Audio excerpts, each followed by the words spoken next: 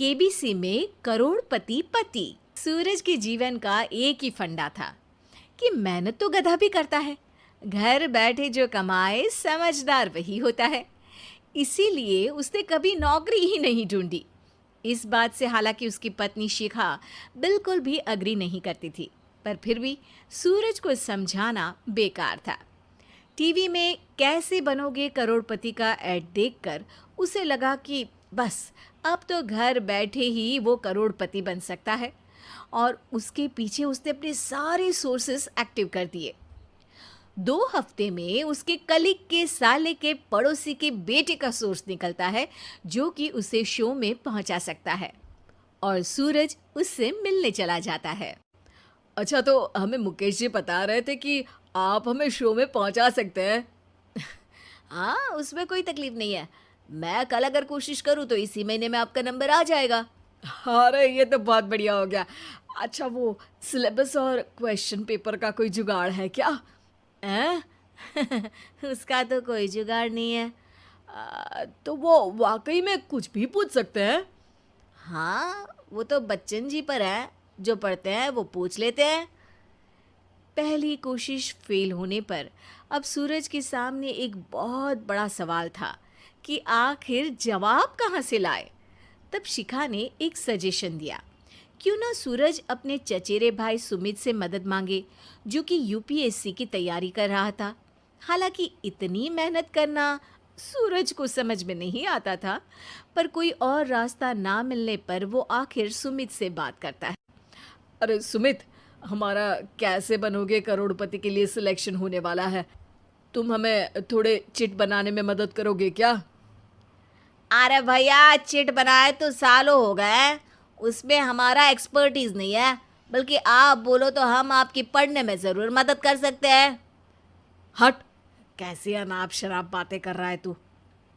सूरज ने सुमित को मना तो कर दिया था, पर तैयारी करने के सिवाय कोई चारा उसे दिख भी नहीं रहा था, खासकर जब 12 के पेपर लीक करने के एक्सपर्ट शुक्ला जो भी हाथ जोड़ लेते हैं। आखिर सूरज को सुमित के पास जाना ही पड़ा, और उसने सुमित और शिखा से वादा किया कि वो बहुत मेहनत करेगा। 1 महीने की तैयारी के बाद फाइनल हुआ कि शो से 1 हफ्ते पहले एक ट्रायल खेला जाएगा, जहां पर सारे रिश्तेदार ऑडियंस की जगह पर होंगे और शिखा सवाल पूछेगी। दूर दराज से भी रिश्तेदार आकर हाजिर हो गए देखने कि आखिर कैसे बनेगा सुमित करोड़पति। सब कुछ सेट था, और इतने में सूरज आकर अपना स्पीच देता है। ये 1 महीना मेरे लिए आसान नहीं था, पर अपने भाई सुमित और अपनी पत्नी शिखा की मदद से मैं इतनी दूर पहुंच पाया हूँ। मेरे मम्मी पापा के आशीर्वाद ने भी बहुत साथ दिया है मेरा। मैं उम्मीद करता हूँ कि आज के शो में आप लोगों को बहुत मज़ा आएगा। साक्षी पहला सवाल पूछती है और पूरे कमरे में सन्नाटा छा जाता है। इंडिया में कितने स्टेट्स हैं? 3, सॉलिड, लिक्विड और गैस। अरे रुकिए, तो ऑप्शंस तो देने दीजिए। इतने में 5वीं कक्षा का चिंटू बोल उठता है। अरे क्या मामा, आप तो पहले सवाल पर ही आउट हो गए। अरे बेटा, पहला सवाल तो ट्रायल होता है ना। अरे तुम अब देखना। देखने जैसी बात तो थी ही। सूरज को इतना शांत किसी ने नहीं देखा था। कभी कभी तो लगता था मानो सूरज आंख खोलकर ही सो गया हो। मामा जल्दी करो प्लीज, कल सुबह पनवेल भी तो निकलना है। अरे हट, कंसंट्रेट करने दे मुझे। 3 सवाल में 3 लाइफलाइन खत्म हो चुकी थी, और अब चौथे सवाल पर भी सूरज का मौन नहीं टूटा। पर सूरज अभी भी हार मानने को तैयार नहीं था। उधर हर कोई सूरज को छोड़ सुमित को देख रहे थे। आखिर सुमित ने ही तो पढ़ाया था सूरज को। गजब बेइज्जती है यार। अरे बेटा, तो बाप का, दादा का, भाई का, सबका नाम बुड़वाएगा। अरे 3 लाइफलाइन ले ली तो भी तेरा कुछ नहीं होना है। अरे कोई इतनी बात करता है क्या शो पर? अरे बेटा, शो पर तेरे जैसे भी तो नहीं आते ना। सूरज की ये जंग आखिर 1 घंटे बाद 5वें सवाल पर खत्म हो गई, जब उसने इंडिया के नेशनल बर्ड का नाम कहा, कौवा।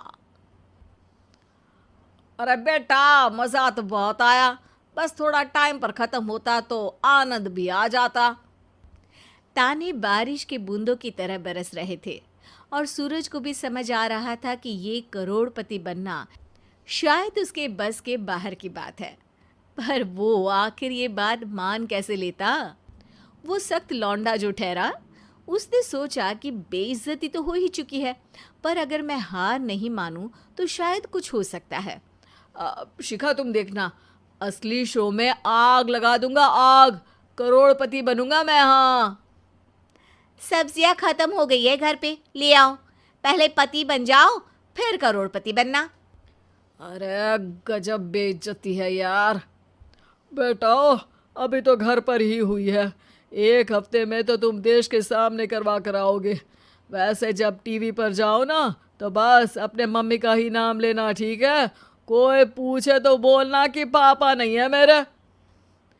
अरे पढ़ाई की, पेपर निकलवाए, इतने सारे लोगों को खाना खिलवाया, क्या फ़र्क पड़ा?